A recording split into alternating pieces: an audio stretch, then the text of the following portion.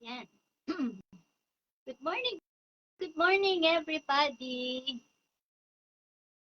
Bali, iba yung setup natin ngayon.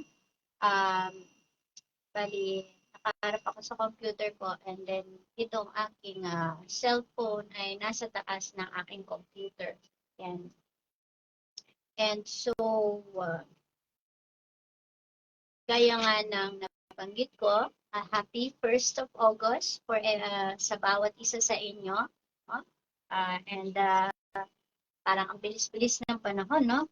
It's been like more than half of the year already. Tapos next month ay mag-uumpisa na ang Burr months. Okay, so this is really my testing for uh, yung talagang live streaming ko. This will be the start, no? It will be every day from 9 a.m. And my objective is to give you mga tips on becoming a VA. And not only for VA ang mga tips na ito, it can also be sa mga business people, mga entrepreneurs, no? Sa mga tao na talagang palaging gumagamit ng computer. So, I hope it helps, no? And gaya nga ng nabanggit ko, I have some kumbaga parang topics that I will uh, I will share with you, no? Just click like, follow nyo ako dito sa Facebook, no? And also, I have my social media links doon sa aking website na share ko. It's also in the description of this video live stream, I mean. And also, doon sa mga mahilig or doon sa mga aspiring virtual assistants or perhaps mga mommies na they want to land a job for virtual assistant, then meron po akong YouTube channel. It's Lady Boss GVA. I have a lot of videos uploaded there, no? May mga playlist ako na nandoon all about email marketing or email management, and then social media management, web design, mga ano ko po yun, mga tutorials na ginawa. And it's all for free, no? Pero medyo mahahaba lang po yung mga videos na yon. But you can always, watch and replay yung mga yon. There are some which are only 10 minutes. Kasi kung tutuusin, kapag tinuro talaga yung mga hard skills na tinatawag natin, ay matagal talaga. No? Even in schools, like I have one session which is like supposed to be 5 days lang siya, 5 days siya, pero I try to compact it to up to 2 hours, no? Kasi more of live demo ako when I am teaching or coaching. Okay? So, uh, anyway, for those of you who are watching live, maraming salamat po. And for those of you who will be watching the replay, I will be also posting this video on YouTube, no? Because I have a playlist there which is called A Day with Your Lady Boss GBA. Ayan. So, it's so funny kasi, no? I woke up at 4 a.m. I think or 3:30 a.m. And then pagtingin ko sa cellphone ko kasi kahapon na when I was doing my task, I came up with a roadblock na tinatawag. Hindi ko ma-produce ngayon yung market list para doon sa mga campaigns na ginagawa namin using the PPC Ad Lab. Ngayon, nag-message ako doon sa boss ko and then sinabi ko sa kanya, di ko po alam kung anong nangyayari, but I think I did something wrong, or there is something wrong with the app or a glitch in the app. So, hindi ko nakikita yung mga results. It's all zero sa bawat uh, market na pinupuntahan ko, sabi ko. And then, him being a nice boss, no, nag-message siya, sabi niya, sige, post mo muna lahat, sabi niya, yung mga yung mga campaigns na ginawa mo, and then i-check ko, sabi niya. So, chinek niya, and then, kung medyo maramdamin kang Pilipino, uh, uh, pag babasahin mo yung message ng boss mo sa'yo, masasaktan ka. Pero, being married with the foreigner is an advantage also kasi naiko-compare ko yung kultura. And also, I get to acclimated with the culture of America. No? So, nung nag-reply back siya sa akin, binasa ko yung ano niya, yung parang kung tatagalugin ko yung pagka-English, sabi niya, ano ang hindi mo makita dyan? Yung parang ganon. Pero, I took it like, sabi ko, oo nga no, bakit iba yung, ba't nakukuha niya yung mga results? So, then, based on his instruction, kasi initially, he didn't give me an instruction on how to produce the market list by competitor. So, nireply ko siya, sabi ko, oh, I'm sorry sir, sabi ko, I did it wrong. Sabi ko, I was doing it the wrong way, not the way you wanted it or the way you showed it to me, sabi ko. And then, ang sabi niya, no, Jenny, you're not doing it wrong, sabi niya. I wasn't clear with the instructions I gave you, sabi niya. But now, we're on the right track, sabi niya. We just continue, we just go back to zero. Parang, for me, it's a big, what do you call that?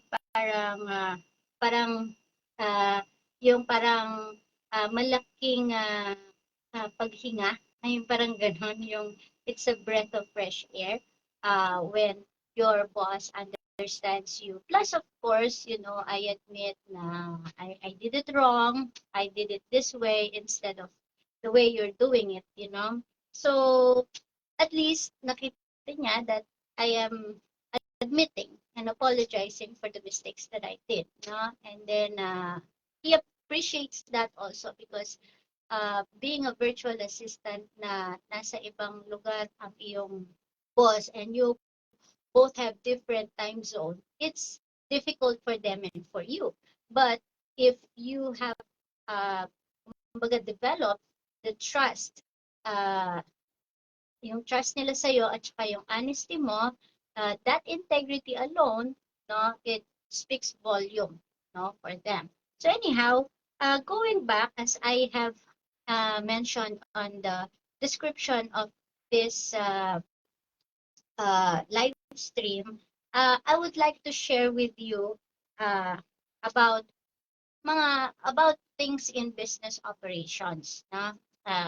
Like the first topic that I want to share you, I have a YouTube video of this one. It's a replay from when I was teaching the HHVA or Helping Hands VA na batch 2, I think. No, I have the video of that as a replay para makita ninyo yung kabuuan. Kasi 1 hour of discussing it with you is not enough. No? So, one of the things na gusto kong i-share sa inyo is yung tinatawag na email management strategies. Okay? Sa mundo kasi ng virtual, merong mga business people o kaya mga executives na dahil sa kabisihan nila sa buhay, hindi na nila nalulugaran yung kanilang emails, no? May mga sikat na mga personalidad, ganun din. So, ang ginagawa nila, nag-hire sila ng mga tinatawag na VA or mga personal VA nila to just go through their emails on a regular basis. No? So, as a VA, isa ito dun sa role that we are playing, which is managing our clients' email. No? Kasi kasi this will help them communicate efficiently with all their dealings in their everyday life. No? Kapag organized at saka well-managed yung inbox nila, no? Mas lalong lumalawak yung kanilang productivity. And also, at the same time, nababawasan yung kanilang stress level. Tapos, nagiging malaking tulong din na meron silang VA para sa kanilang mga emails, no? Kasi yung mga importante na mga messages na dapat nilang nire-replyan or tinetake into or binibigyan ng attention ay mas malilimitahan, no? Kasi nga naman, pag masyado kang maraming email, no? Kumbaga parang nakaka-stress 'yon, no? So, bilang isang VA, isa ito doon sa mga naitutulong natin, no? Sa ating mga future clients. So, merong mga techniques na kung saan pwede mong gamitin kapag ikaw ay nag-handle ng mga emails ng iyong client, no? Tapos may mga tinuro ako na kung paano mo isi-set yung mga priorities, paano mo i-organize yung inbox, no? Paano mo i-handle yung mga spam, no? At saka anong mga tools ang pwede mong gamitin kapag i-hire ka bilang isang email management VA. Minsan masabi ninyo, meron bang ganon? Meron bang email management na VA lang? So it's part, no? One of the duties and responsibilities of a VA is managing the email of your client or yung iyong boss, no? So, may mga bagay na i-consider natin. Like say for example, ano yung role ng isang VA sa email management at saka ano ba yung mga common email issues, no? At saka ano yung impact ng mga to. And then I will also share with you a summary of paano natin pwedeng i-organize yung ating mga emails, no? And also, ano yung magandang gawin para magkaroon ng routine. Remember, like what I always say, paulit-ulit ang trabaho ng isang VA. So, kailangan magkakaroon ka ng sarili mong routine. No? Hindi lang dun sa personal mo, but also when you do the work. No? Say, for example, sa akin, as soon as gumising ako, I have my routine para sa sarili ko, like how to be uh, healthy, how to make myself healthy kasi nga 8 to 10 hours per day na nakaharap ka sa computer, it is not healthy, literally. No? But if you're doing some things routine like every 30 minutes, tumatayo ka, nag-stretching ka, and then you close your eyes, things like that will help you a lot, no? Para hindi masyadong ma-stress out ang iyong health, no? So, now, may mga ano ako dito na may lecture akong ginawa which is I would like to share with you. So, ano nga ba ang email management, no? Kapag sinabi mo kasing email management, it is the process of handling and organizing email messages. Kumbaga, ang kasama dito is yung pagsusort out mo at pagli-label mo ng mga messages and then yung pag-create mo ng mga folders para doon i-save yung mga messages. At saka yung pag-delete ng mga hindi karapat-dapat na mga email. So, ang email management kasi is importante, no? Sa part ng mga tao, especially yung mga nagtatrabaho, no?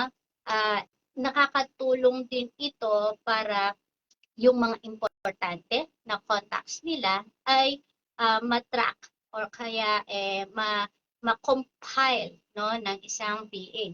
It can also be helpful to manage personal email accounts kasi this can prevent inbox from becoming overwhelmed with messages. No? I used to have one email na ang tagal ko siyang hindi binuksan, siguro mga 6 months, 3 months, 4 months, ganyan. No? So, normally, kapag 6 months to 1 year na hindi na-access or hindi mo nabubuksan ang email mo, ang ginagawa ni Gmail or ni Google is nilalagay niya yon doon sa isang area or sa isang storage nila wherein it will be open for other people to purchase it. Alright? So, just one parang hint or tip for people, no, na kapag ang email mo hindi mo na nabuksan, no? More often, merong mga nagbebenta ng mga emails na ganyan. They sell the email, ewan ko kung pwede ko siya sabihin dito, no? Pero binibenta yung mga email addresses lang naman. Pero hindi yung tao. And then, pinapalitan lang yung, ano niya, yung, ano yung tawag doon, yung details niya. Pero, lalo na yung mga emails na hindi masyadong personified or hindi masyadong klaro. Like, say, for example, yung combination of letters and numbers na hindi naman siya description ng isang tao, no? Kasi normally tayo, kapag gumagawa tayo ng email natin, email address natin, ang nilalagay natin, pangalan natin, no? And then a combination of numbers and letters, no? So, kailangan malaman natin na dapat ang ating mga emails ay ating binubuksan at least once a month. Kung sa tingin mo naman ay uh, hindi ka, ano yung tawag nito, hindi ka naman ganun kadaming email na natatanggap everyday, pero dapat at least once a month na bubuksan. Now, that is also one of the reason why maraming mga email ang nahahack because of so many inactivities sa isang email, no? So, yun yung isang dahilan. So, when Google, pag nakita ni Google na there is no activity dito sa email na to, so, ang mangyayari nun, kukunin na ni Google yon, no? Within 6 to 1 year, iaano na niya yan, ipi-place niya in a storage. Tapos, in the future, yung mga freelancers or kaya mga VA, binibili nila yon. Okay? So, huwag kayo magtaka bakit biglang nawala yung access ko sa aking email or things like that. That is the behind the scene, okay, of emails, no? So anyhow, going back, no, ano ba yung importansya ng isang VA, no, sa pagiging sa email management? Okay? So email is a primary mode of communication. Nowadays in our industry, no, mapa-personal or professional setting, email right now, ito yung means of communication. Just like Facebook, Messenger, and ano pa, mga Google Meet, Zoom, all these are the means of communication right now. So there are several businesses, individuals, no, maintaining an organized and efficient email. Very crucial sa kanila ito because of kapag sabog ang iyong email, sabog din ang iyong kaisipan, sabog din ang iyong schedule, sabog lahat. So para kang lumalakad ng walang pinatutunguhan, no? And this is where virtual assistants play a very important role, ensuring that the client's email inbox is well organized and it can operate smoothly. Yan. So, yun yung isa sa mga nagiging role ng mga VAs. So, ano ba yung primary responsibility ng isang VA sa email management? Okay? So, pagdating sa email inbox organization, ang VA ang siyang gumagawa ng mga folders or mga labels. Kung pupunta kayo sa iyong Gmail right now, okay? So, hindi ko sure kung sa cellphone magagawa natin yon or sa computer lang siya. Pero let me try. Dito sa tablet ko kasi dahil malabo po yung ilong ko. So mas mas okay sa akin na gagamit ako ng malaki-laking monitor. Okay? These things you can watch it, no, yung aking replay, no. But here dito sa natin, dito sa inbox mo, okay, you can create a lot of folders. Okay? So, ika-categorize mo ngayon yung emails mo into folders or labels based sa topic or sa projects, no? At saka dun sa priority level. Hi, Maricong Elaine Angeles, good morning. Mauran ba Pampanga? Yeah. So, thank you. Thank you, Mare. I hope so. Yeah. So, uh, yeah, sa CP, hindi siya pwede, Marita. Pero let me try sa tablet. Sa tablet, pwede siya. Ayan. Pwede kang mag-create ng mga folders dito sa tablet. Ayan. Oo, you can add like, so normally, mas maganda i-set up ang email, ang mga folders or labels sa computer o kaya sa tablet. Sa tablet, ayan po, tignan natin. Yan, pwede siya sa tablet, no? Ang kagandahan yan, kapag nakapag-set up ka na, kasi kailangan una, syempre, i-identify mo kung ano yung mga folders or mga labels na kakailanganin mo para sa ganon, hindi rin sabog, no, yung iyong mga folders. Yes, good morning, Kabsat. Thank you for watching. Ayan. Sana meron akong ma-share, no? Kahit papano sa inyo. So, pag sinetap mo ito, um, very limited din yung sa habang naglalaba talaga nakikinig. Yes, Marita, thank you. So, very limited din yung sa tablet. Ayan, papakita ko sa inyo.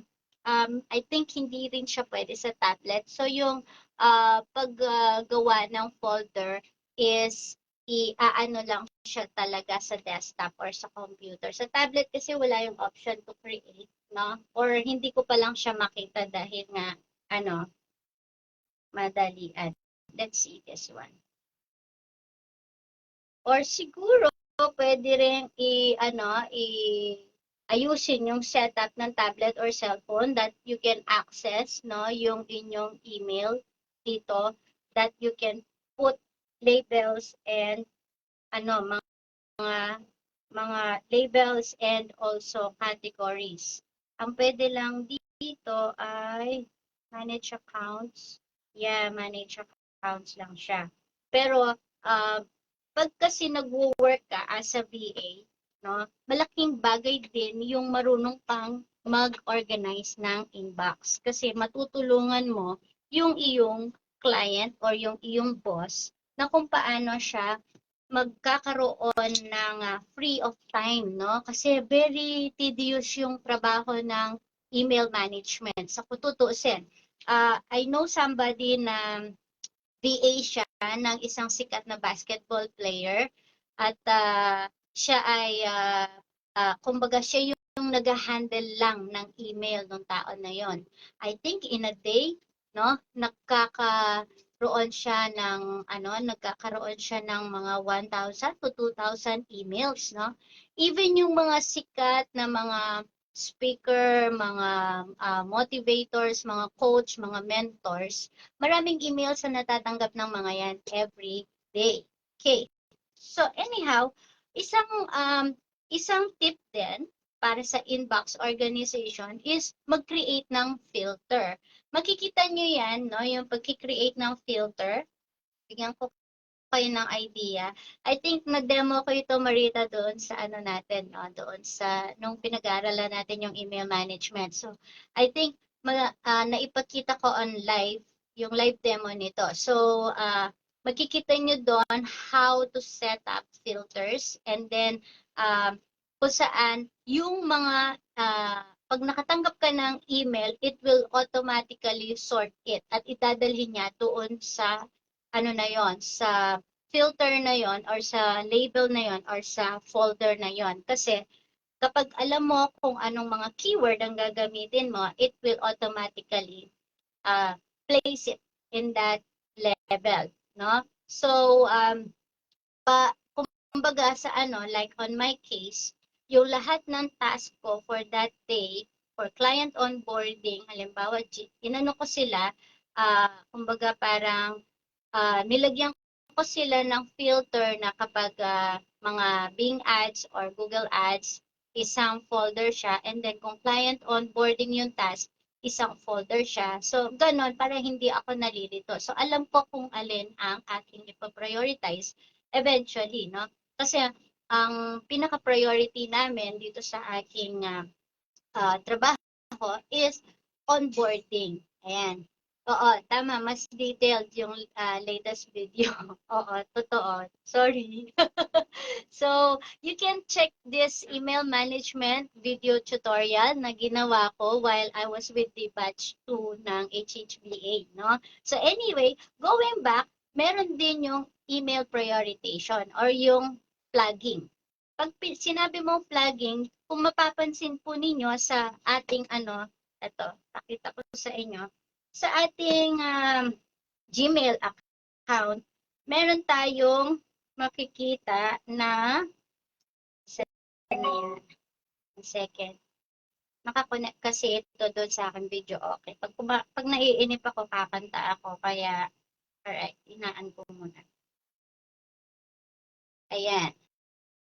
So, if you notice yung email natin, pag nakita nyo yung mga emails nyo sa side, merong star.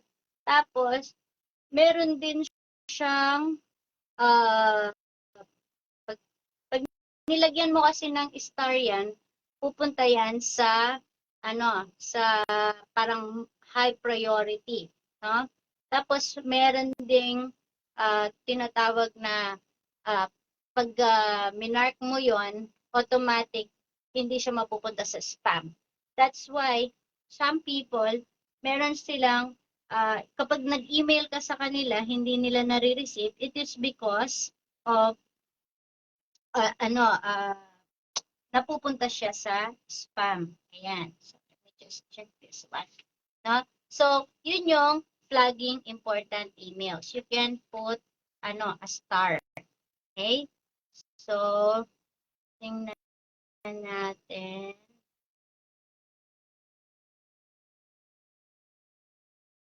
Yan.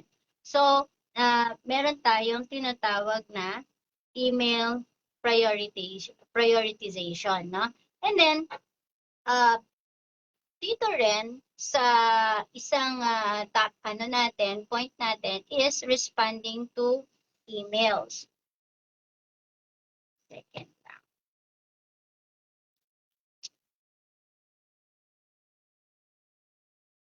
Okay.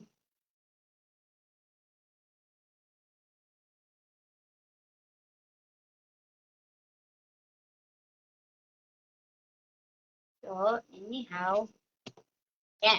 So, responding to email, pag halimbawa, paulit-ulit na lang yung mga gagawin mo, ito very helpful sa kapag ikaw ay nag-handle ng email marketing, no? Kailangan gumawa ka na ng draft ng mga reply. Okay? Pagkatapos nun, katulad sa sa Facebook, kapag nag-create ka ng iyong Facebook page, meron tinatawag na autoresponder. Okay? So yun, hindi yun basta-basta nakikreate yung autoresponder. You have to do the setup. Isa-setup mo yung autoresponder. So, same thing with email.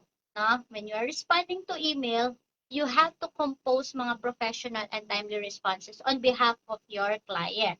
So, gagawa ka ngayon ng mga email templates na kung saan ito yung mga common replies. Say for example, kung ikaw ay nasa isang email marketing at ang inyong company ay all about sales or products, no, or services, no, pwede mong gawin is mag-create ka ng template na kapag ang nag-i-inquire sila about the services of the company, so meron ka ng email template which pwede mong ang subject name niya will be services. Okay? And then, kapag ang inquiry naman nila is prices, then gawa ka ng isang email template na ang subject niya is prices. Or, halimbawa, kung ang company na ang inquiry na yon is they want to know more about your company, so gawa ka ng email template na company profile. Lagay mo na lahat doon, no? And then you can also give them your website. Kaya nga ako, most of the friends that I am talking to na may mga, halimbawa, 3-4 na negosyo, na-advise ko sa kanila na magpagawa sila ng kanilang website, no? And then, magkaroon sila ng email na same name ng kanilang website. Say, for example, sa akin, I have perisosvaservices@gmail.com. Tapos yung aking website is perisosvaservices.com din. Okay? So, that is branding also. No? It's also part of branding yourself or branding your company. Now, kailangan din na kapag ikaw ay nag-handle ng email, you'll have to maintain yung kalinisan, no, ng iyong inbox, no? You have to maintain inbox cleanliness. In what manner mo gagawin ito? Kailangan i-unsubscribe mo yung iyong client or yung iyong company sa mga unwanted emails. Alam mo naman kung ano yung mga unwanted emails na yan, no? And then, yes, ito yung email design. Yeah. So, then, alisin mo yung client mo sa mga irrelevant mailing list. Remember na every time na may pinapasok tayong website, tapos sasabihin na enter your email here, automatically, you become a cold leads ng company na yon or ng website na yon. Kapag in-enter mo yung email mo, it goes directly doon sa kanilang storage of what I call cold leads. No? Leads means potential customer. So most of the companies that are into sales, services, or products, they do have a website like that. No? So, kung ayaw mo makatanggap ng mga emails na hindi mo naman gusto binabasa, okay? So, i-unsubscribe mo yung sarili mo doon. No? And then, also, magkaroon ka ng archiving of old emails. If the emails are like 2 years old, no?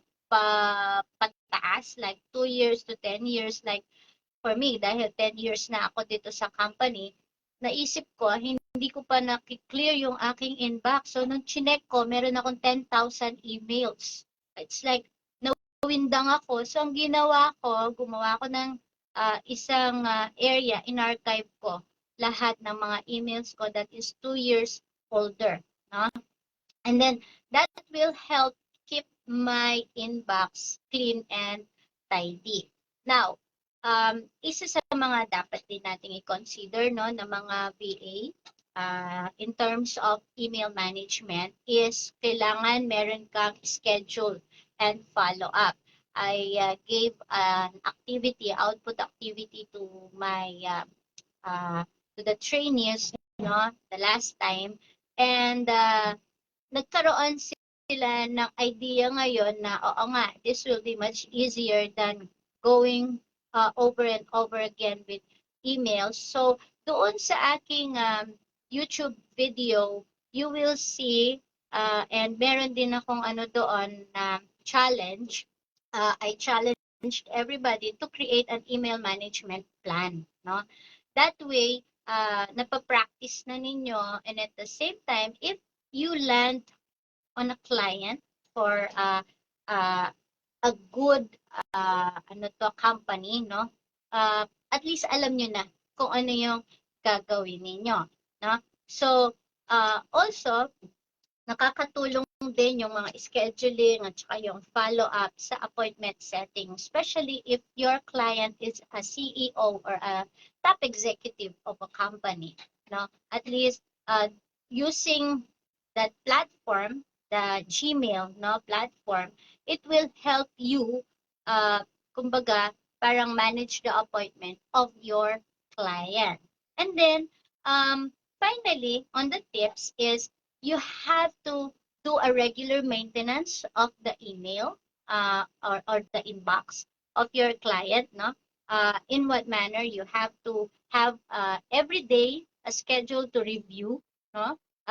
Just certain, because normally I only spend like 15 minutes in every day, 15 minutes in the morning, 10 minutes in the lunchtime, and 15 minutes in the afternoon. So that's only about 25 minutes of my time to make a daily review of my inbox. No, I check them and then I sort the emails, making sure that it's neat and tidy and also updated. No, and then also it is best that you have also a weekly review because sometimes dahil sa dami ng trabaho, sometimes we cannot do a daily review. So we schedule a weekly review, like say for instance, kung Monday to Friday is your work, then set a perfect time every Friday. All you have to do is spend 30 minutes to go back and check the entire inbox. And then also in a monthly basis, no, you can also check yung mga folders mo, kung tama ba or kailangan may i-edit ka sa folders, you have to edit the name of the folder or you have to create another folder again so that, you know, it will be more updated. So normally I create new folders or edit folders every week, no? Because VA job, it differs from one another. I mean, from one day to the other day. Kasi, uh, we, like in my case, I'm a general virtual assistant. So, I have a lot of things going on, no? I do Bing ads, Google ads, and then I do market surveys, I analyze data. So, all these things are coming in my plate. So if I am not organized in my inbox, then I will not be able to provide a, kumbaga, close to 100% result to my client or to my boss, no? So then, uh, there is such a big, no, a big advantage for people or companies whenever they hire a VA. So one of their advantage or the benefit of having a email management virtual assistant is it saves them time. No? So normally this is a lot of work for people who are executives. No? Uh, they spend so much time responding to emails, and so they came up with this idea of just hiring a VA to take over yung kanilang email. No? And then, of course, uh, it will give them a free time so that they can focus more on what they are doing. They can focus more on increasing their sales, or they can focus more on meeting uh, mga uh, uh, VIPs. No? They can focus more on traveling and expanding their businesses. So it saves them a lot of time. And also, it saves them money. Kasi kapag nag-hire sila ng email management virtual assistant, it is much cheaper than hiring a full-time employee. Magbabayad ka na ng office rental, nagbabayad ka pa ng employee, may benefits pa yan, meron pang uh, health insurance yan, no? So, uh, that's one of the things that the other countries abroad have taken into consideration. That's why it's easier for them, or it's more cost efficient and time efficient for them to hire a VA.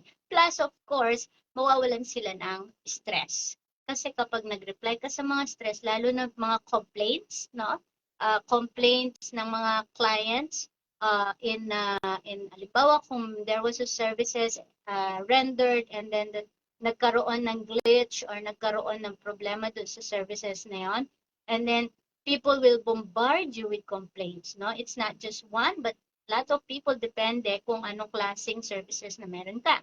And then also, just like what I said a while ago, it improved their efficiency and their productivity. No? Kapag meron kang virtual assistant na gumagawa ng mga ito, you can avoid spam emails and you can focus more on important task without, kumbaga parang na-drain. Kasi nakaka-drain talaga when you just focus on your email. Plus, how long will you sit on your computer just checking emails, di ba? So, yung VA will be able to do that. They will sort out and respond to inbox or messages more quickly and efficiently. Okay? So, kapag meron silang customized email templates, then follow-up will be much easier. And it's a game changer para sa mga negosyante. And then, there will be better organization, no? Kasi, yun lang ang focus ng isang virtual assistant is to organize your inbox. So, kapag na kumbaga na ko-comply niya the the ano yung tawag doon, the ways or system. Halimbawa, na kapag come up na siya with a system that she can use or he can use, no, in order to keep everything running and flowing, then it will be easier to find important messages and respond to them in a timely manner for your client, no? So they can also filter and create filters and mga rules to automatically route yung certain types of messages. Say for example, what I said a while ago, no, when I do Bing ads, it goes to another folder kasi yung aking ginamit na filter is Bing. Okay, so every messages that has Bing on it, it goes to the Bing folder. And then every messages that has Google Ads on it goes to the Google Ads folder. And every messages that has client onboarding on it, it goes to the client onboarding folder. So it's easier for me to go to all those folders and then see which one ang aking nagawa na or nabasa na at ang hindi pa. So that makes me streamline my email, no, properly. And then there is also a higher quality of customer service. Kasi syempre, especially with complaints, no? Ang VA kasi can handle customer inquiries, customer requests, customer complaints, no? You can be sure na they will receive the prompt and professional service that they deserve. Kasi nga, 'di ba, meron tayong na customers are always right. But the thing is, when you respond, no, immediately to a customer complaint or inquiry or request, then you can help improve customer satisfaction and loyalty for that company that you are working with. Um, I noticed that a lot of people, they are bashing companies that do not respond. Walang pinagkaiba yan na kapag kumain ka sa isang restaurant and then that restaurant did not give you even a glass of water for 1 hour seated there, no? Definitely you will not go back to that restaurant anymore, diba? So customer service is very important. Kaya dito sa mundo ng no, virtual services is we value customer satisfaction and loyalty so much, even for our clients. No, we value them. That's why we respond. Ako nga minsan kapag kahit natutulog ako at iba kasi yung sound ng aking cellphone kapag ang message is coming from my client in America. So pag yun ang narinig ko, automatic gigising ako, titingnan ko yung cellphone ko and then I will check. Tapos pwede akong mag-respond immediately or otherwise, no, I will just respond once I start working. Just like what happened this morning, eksakto naman nagising na ako ng 4 a.m. and then nag-message yung aking boss because of yun nga yung aking naging problema doon sa market competitors market analysis na ginagawa kong report, no? So nung binigyan niya ako ng instruction on how to do it, then sabi ko, okay sir, I'll get back to you as soon as I sit on my computer. And then ayun, as soon as I sat on my computer, pagkasabi niya gano'n, tinry ko na siya, and then yun, I found out that I was doing the report in a wrong way, no? So I apologized to him and he said, it's not your fault, it's my fault because my instructions are not clear, sabi ng ganon, which is like, breath of fresh air. Yan, para sa akin. Siyempre, akala ko all the while, it's my mistake. No? But it also helps to admit that it's, kumbaga parang you're not doing it correctly. No? Hindi naman nakakabawas sa pagkatao. So anyhow, if you want to have more of the details of this email management or tutorial of this email management, you can check on my YouTube channel. It's Lady Boss GBA. Nilagay ko po dito sa description ng aking live stream. Nandyan siya. And then if you are good or you want naman na binabasa lang yung mga bagay-bagay, I have some blogs no in my blog site. It's https ladybossgba.com at nandoon po yung merong isang tab where it's called blog, no? So you can also check those blogs that I hope it might help no you and also those who are aspiring to be VAs and yung mga VAs din na kumbaga hindi pa na anohan or nagawi sa email management na task. I hope this will help you a lot, no? And also, may, doon inano ko din kung magkano yung rate ng isang VA. So you will be able to see the rate of a VA or if you want is you can check with Upwork and other mga job hiring URLs, you can see there magkano ang mga kinikita ng mga ng mga virtual assistant as a whole, no? Kasi part ito ng pagiging virtual assistant yung email management and also email marketing. So both will be of big help to everybody, no? Whether you are an employee na nakaka-receive ng maraming emails every day, no? You can like say for example if you have clients, no? Marami kang clients say 100 tapos yung hindi mo na alam kung sino yung ginawan mo ng ganito, it's better that you create a folder under the name of your client and then automatically when you receive an email there, mag-a-appear naman dun sa side ng iyong Gmail dito na meron pang mga hindi nabasang mga emails. And walang email ang mawawala. They will only be sorted out according to folders. Pero you can still see them in your inbox. They are there.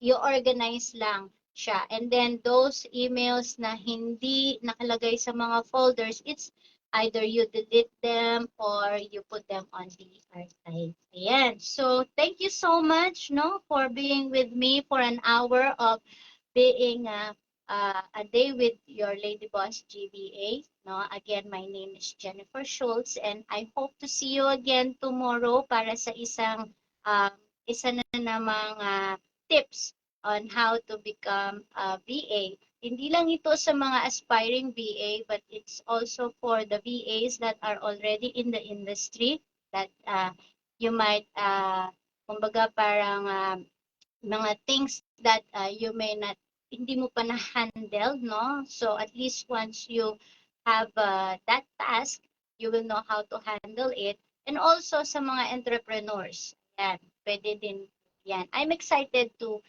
share with you things that I have experienced, no? This is based on my experiences, no? And also, I believe in learning, continuous learning, no? And of course, kasama doon yung earning. Okay, so God bless everybody and I decree and declare open heavens for all of you. God bless you all. Bye!